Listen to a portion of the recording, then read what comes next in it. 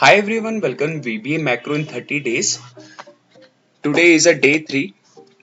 आज हम करने वाले हैं वर्कबुक की वर्कबुक होती क्या है, वर्कबुक को कैसे हैंडल किया जाता है, वर्कबुक कैसे ओपन की जाती है। साथ में ही आज हम करने वाले हैं वेरिएबल्स क्या होते हैं, वेरिएबल को कैसे डिक्लेयर किया जाता है, तो ये डीप में करेंगे। फर्स्ट स्टार्ट करते हैं वर्कबुक से।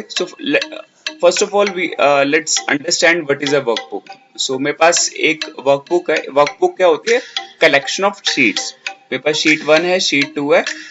ये एक वर्कबुक के अंदर है। वर्कबुक का नाम है वर्किंग ऑन वर्कबुक्स। आप इसको एक्सेल शीट भी नॉर्मली कहते हैं, इसको एक्सेल शीट भी बोलते हैं इसको। और आप इसे वीबी की लैंग्वेज में, एक्सेल जो टेक्निकल लैंग्वेज में इसे वर्कबुक बोला जाता है। और शीट्स बोला जाता है जिसमें आपके वर्कबुक के अंदर जो अलग अलग शीट्स होती है, इसमें आप डेटा स्टोर करते हो। लेट्स सपोज मेरे पास अभी एक वर्कबुक है। इस एक फोल्डर में मेरे पास फोल्डर है जिसका नाम है डे 3 VBA। यहाँ पे बहुत सारी वर्कबुक्स हैं। अब मुझे एक वर्कबुक को ओपन करना है, सिर्फ एक ही पर्टिकुलर वर्कबुक को मैं ओपन करना चाहता हूँ। तो वो कैसे कर सकते हैं इसमें ओपन? उसके लिए हमें एक मैक्रो क्रिएट करना होगा जिससे हम वर्कबुक को ओपन करेंगे। वो करते हैं, यहाँ पे एक मैक्रो बनाते हैं, सब ओपन वर्कबुक।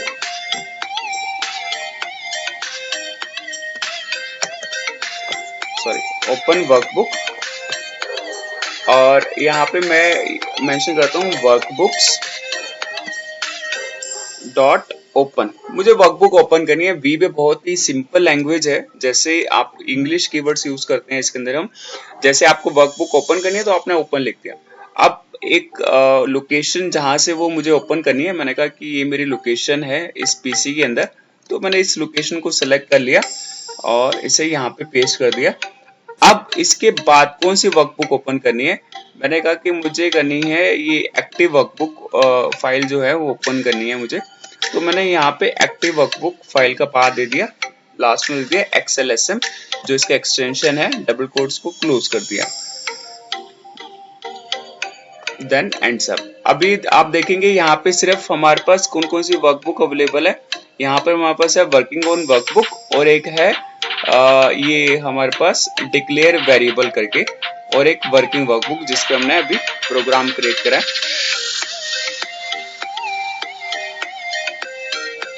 प्रोग्राम हमने क्रिएट करा है इसके ऊपर। मैं यहाँ पे वर्किंग ऑन वर्कबुक के पे ये मैक्रो बना देता हूँ। ये मैंने वर्किंग ऑन वर्कबुक पे मैक्रो बना दिया। ठीक है, अभी आप देखेंगे हमारे पास डिक्लेयर वेरिएबल करके एक वर्कबुक ओपन है और एक वर्किंग ऑन वर्कबुक्स करके ओपन है। ठीक है, अगर जैसे इसको मैं रन करता हूँ तो क्या होगा, एक्टिव वर्कबुक डॉट XLSM जो मेरी वर्कबुक है वो ओपन हो जाएगी यहाँ पे। इसको रन करते हैं। ठीक है, आपने देखा यहाँ पे हमारे पास एक न्यू वर्कबुक ओपन हो गई है, उसका नाम है एक्टिव वर्कबुक डॉट XLSM। ये हमारे पास एक्टिवेट हो चुकी है। अब क्या करना है मुझे, लेट सपोज अभी आप इसमें देख पा रहे होंगे मुझे अब इस वर्कबुक को एक्टिवेट करना है। लेट सपोज आपको कौन सी वर्कबुक को अभी एक्टिवेट करना है? मुझे एक जो वर्कबुक है, मैं अपने वापस उस शीट पे आता हूँ। ठीक है, मुझे ठीक है, मैं यहाँ पे एक कोड यहाँ पे मेंशन कर रहा हूँ, सब वर्कबुक एक्टिवेट। मुझे एक वर्कबुक को एक्टिवेट करना है, उसके लिए मैं यहाँ पे कोड लिख रहा हूँ यहाँ पे। और मैं वर्कबुक्स का नाम देता हूँ वर्कबुक्स डॉट वर्कबुक्स के बाद करेंगे हम यहाँ पे एक्टिवेट, जो मेरी वर्कबुक का नाम है एक्टिव वर्कबुक, जो ये नाम है इसका एक्टिव स्पेस एक्टिवेट वर्कबुक।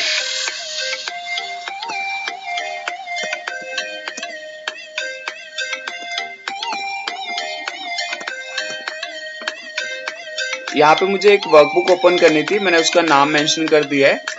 जो पहले से ओपन है मुझे वो एक्टिवेट करनी है। मुझे चाहिए कि जो अभी वो एक्टिवेट हो जाए, मतलब जो मेरे सामने वर्कबुक है वो कौन सी आ जाए, वो एक्टिव वर्कबुक डॉट XLSM आ जाए। अभी कौन सी वर्कबुक मेरे पास अभी विजिबल है यहाँ पे, वर्किंग ऑन वर्कबुक। ठीक है, इसको रन करते हैं कोड को।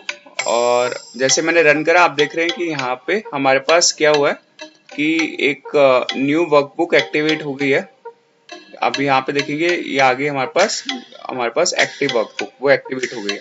अब लेट सपोज मुझे वापस अपनी जो मेरी पुरानी वर्कबुक थी उसको एक्टिवेट करना है, तो मैं यहाँ पे उसका नाम मेंशन कर देता हूँ।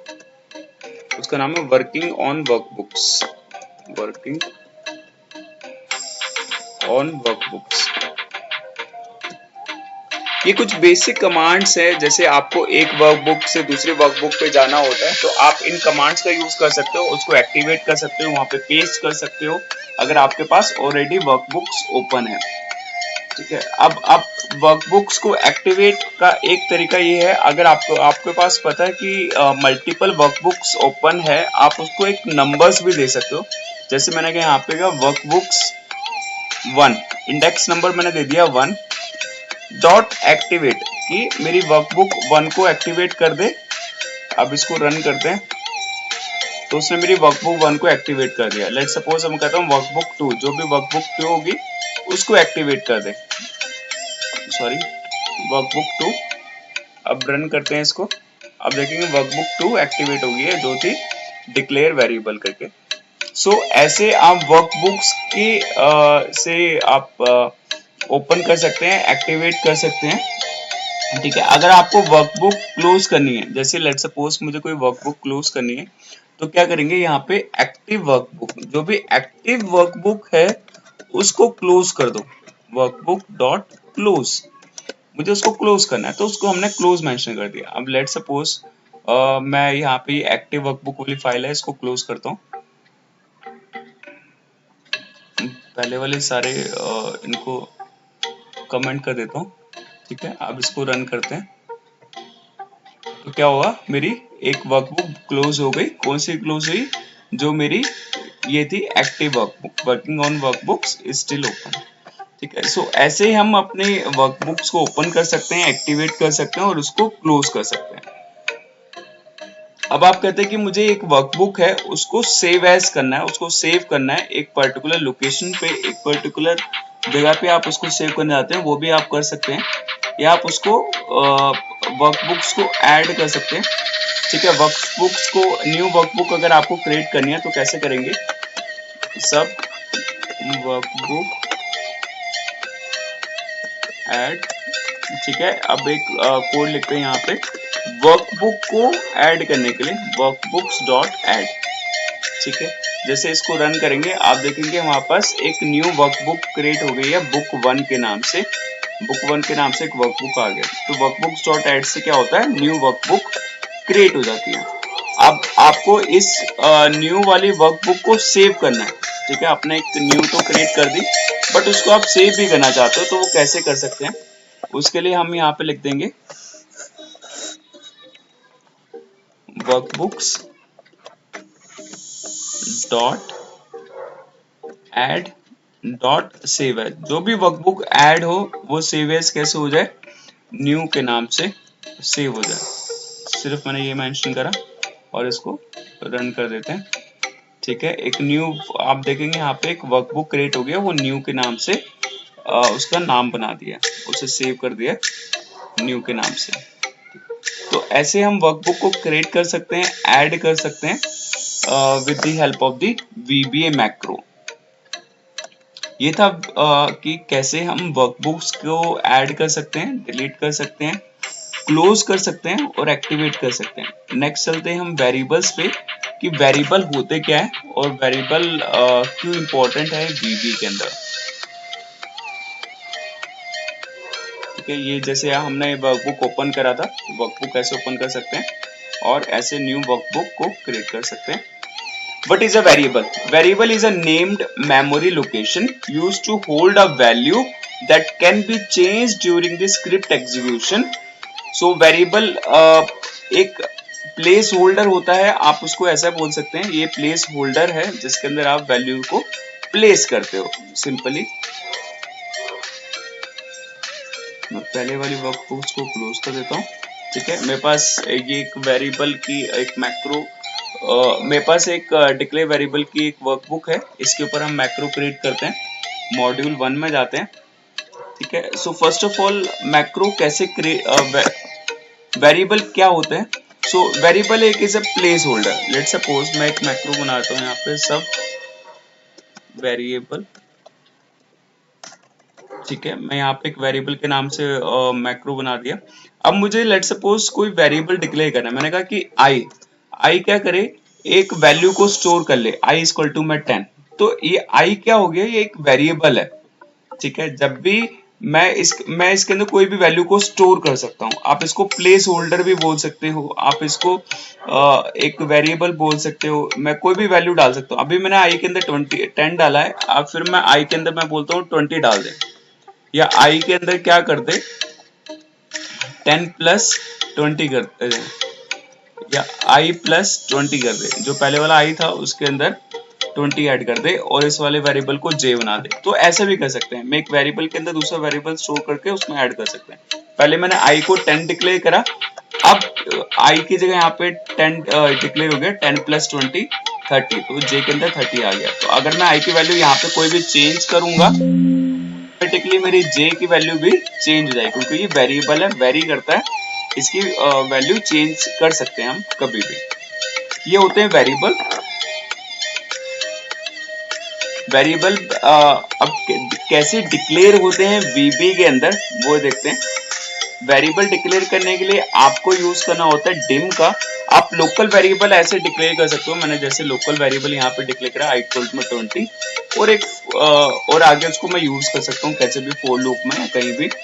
और अगर आप उसको एक प्रॉपर वे से डिक्लेयर करना चाहते हैं तो we are declaring with the dim. मैंने कहा dim I as a integer, I as integer करा, और अब आई के अंदर 10 डिक्लेयर कर दिया। अब मैंने प्रॉपर उसको अपने VBA प्रोग्राम को बताया कि आई क्या है, आई एक इंटीजर है, सिर्फ आई के अंदर इंटीजर ही स्टोर होगा। पहले मैं क्या कर सकता था, यहाँ पे आई के अंदर कुछ भी स्टोर कर सकता था, जैसे आई के अंदर मैंने एक वेरिएबल डाल दिया सौरभ, तो मैं आई के अंदर मैं स्ट्रिंग भी डाल सकता हूँ, कुछ भी हम पुट कर सकते हैं। बट जब हम उसको डिक्लेयर कर देते हैं, हमने यहाँ पे प्रॉपर डिक्लेयर करते हैं कि dim I as a integer. अब क्या करेगा, आई सिर्फ इंटीजर ही लेगा, नंबर्स ही लेगा, और वो टेक्स्ट नहीं लेगा, स्ट्रिंग्स नहीं लेगा। सो ये डिफरेंस होता है जब भी हम डिक्लेयर करते हैं किसी चीज को, तो हम ऐसा कर सकते हैं, ठीक है। अभी मेरे पास एक यहाँ पे डेटा है, अब मुझे क्या करना है, यहाँ पे एक एंट्री फॉर्म क्रिएट करते हैं, ठीक है। मेरे पास यहाँ पे कुछ डेटा है, मुझे क्या चाहिए, रोल नंबर 108 यहाँ पे आ जाए और नेक्स्ट एंट्री आ जाए और फिर नेक्स्ट स्टेज आ जाए। तो एक एंट्री फॉर्म क्रिएट कर देते हैं यहाँ पे with the help of the variable. First of all हम वेरिएबल्स को डिक्लेयर करते हैं अपने। मुझे वेरिएबल क्या क्या चाहिए, यहाँ पे मुझे चाहिए नेम और एज। तो मैं यहाँ पे नेम एज अ स्ट्रिंग यहाँ पे क्रिएट कर देता हूँ,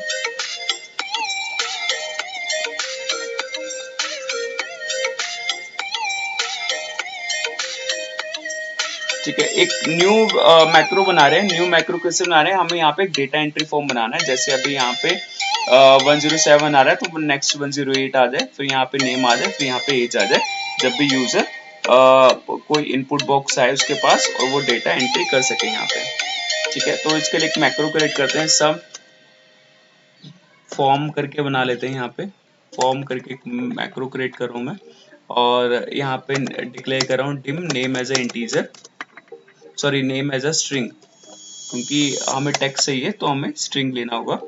और डिम एज, अब नेक्स्ट वेरिएबल मुझे चाहिए एज का, एज एज अ इंटीजर, मैंने उसको इंटीजर ले लिया, ठीक है। इंटीजर लेने से वो डेसिमल वैल्यू नहीं लेगा, हमें एज तो इंटीजर में चाहिए, हाफ वैल्यू कुछ नहीं होती। तो देन नेक्स्ट क्या करता हूँ, नेम के लिए मैं यहाँ पे इनपुट बॉक्स डिक्लेयर कर देता हूँ, नेम इनपुट बॉक्स। क्या होगा, अब हमारे पास एक बॉक्स आएगा, जब भी आप वेरिएबल इस पे मैक्रो पे रन करेंगे, वो कहेगा अपना नेम इनपुट करो, तो उसके लिए होता है इनपुट बॉक्स, ठीक है। इनपुट बॉक्स का सिंटेक्स कहता है प्रॉम्प्ट। प्रॉम्प्ट क्या होगा, हम कहते हैं prompt please enter, sorry please enter your name, हमने यूजर को बोला अपना नाम एंटर करो। और नेक्स्ट एज का एक इनपुट बॉक्स बना देते हैं, input box please enter your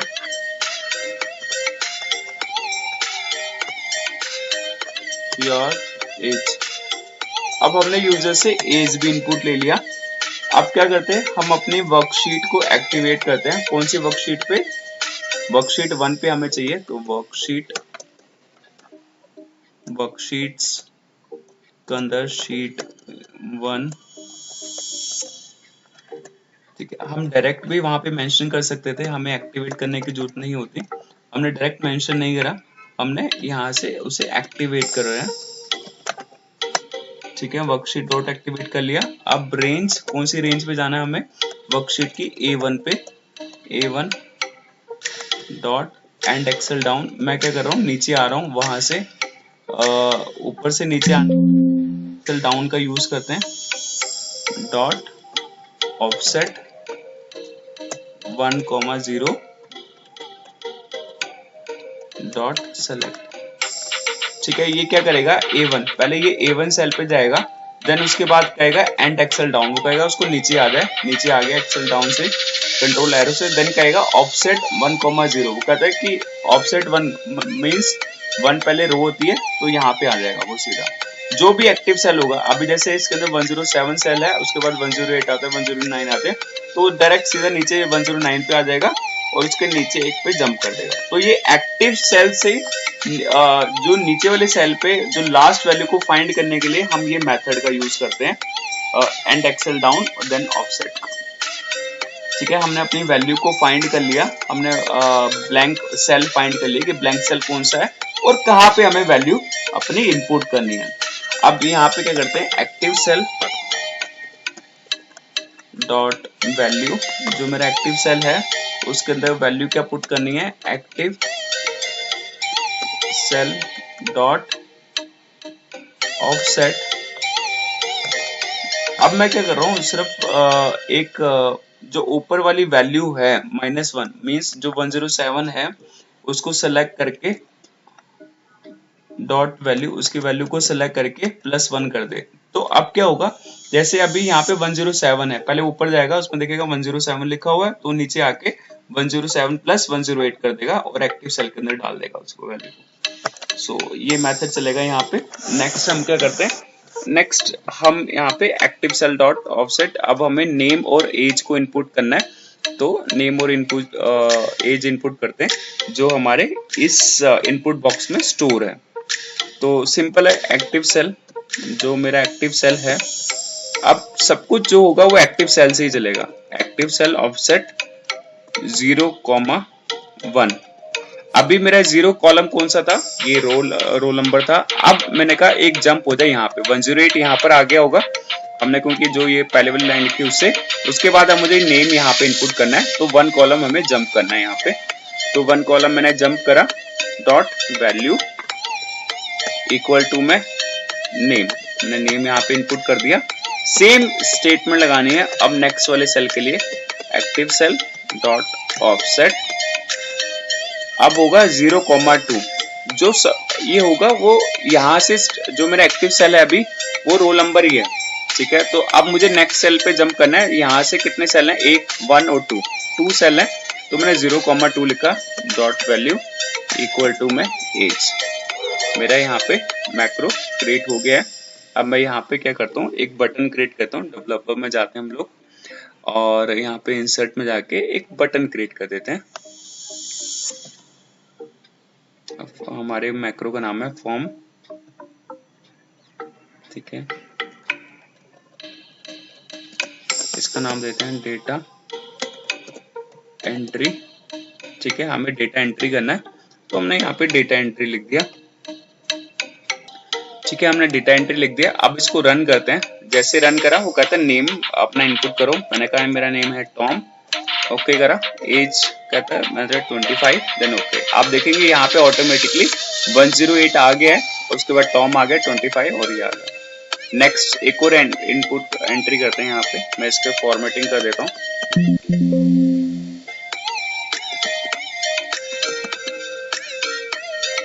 ठीक है, अब एक और एंट्री मुझे चाहिए। मैंने यहाँ पे इस पे बॉक्स पे क्लिक करा, मैंने नाम अपने डाला सौरभ, ओके, एज है 29, देन ओके। आप देखेंगे 109 अपने आप ऑटोमेटिक यहाँ से कैलकुलेट हुआ, नीचे अब मेरा नेम आ गया, अब यहाँ पे एज आ गया। तो जब भी मैं इस डेटा एंट्री पे क्लिक करूंगा ऑटोमेटिकली वो ब्लैंक सेल को फाइंड करेगा और वहां पे वैल्यू वो स्टोर करता जाएगा नेक्स्ट टू नेक्स्ट पे, ठीक है।